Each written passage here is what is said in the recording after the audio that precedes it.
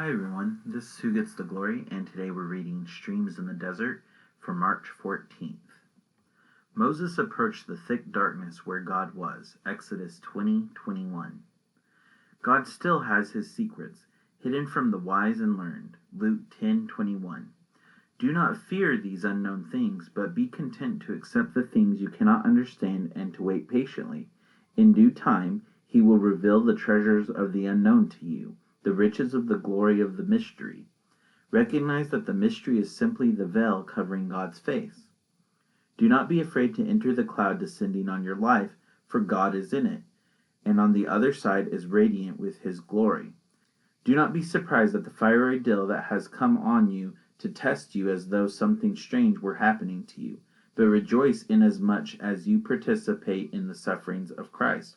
1 Peter 4:12 and 13. When you feel the most forsaken and lonely, God is near. He is in the darkest cloud. Forge ahead into the darkness without flinching, knowing that under the shelter of the cloud, God is waiting for you. Selected.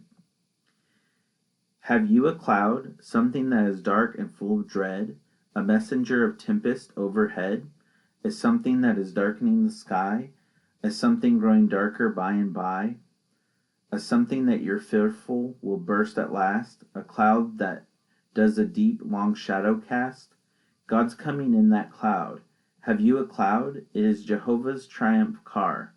In this he's writing to you over the wide abyss. It is the robe in which he wraps his form, for he does dress him with the flashing storm. It is the veil in which he hides the light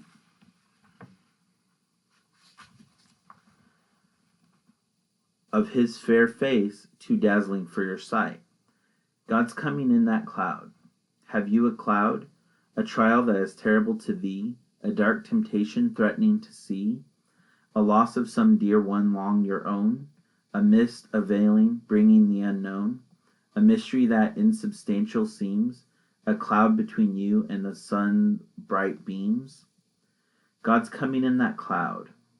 Have you a cloud, a sickness, weak old age, distress and death?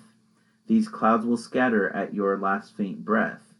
Fear not the clouds that hover over your boat, making the harbor's entrance woeful to float. The cloud of death, though misty, chill and cold, will yet grow radiant with a fringe of gold. God's coming in that cloud. A man once stood on a high peak of the Rocky Mountains watching a raging storm below. As he watched, an eagle came up through the clouds and soared away toward the sun. The water on its wings glistened in the sunlight like diamonds. If not for the storm, the eagle might have remained in the valley. In the same way, the sorrows of life cause us to rise towards God. Thank you for listening, and God bless you.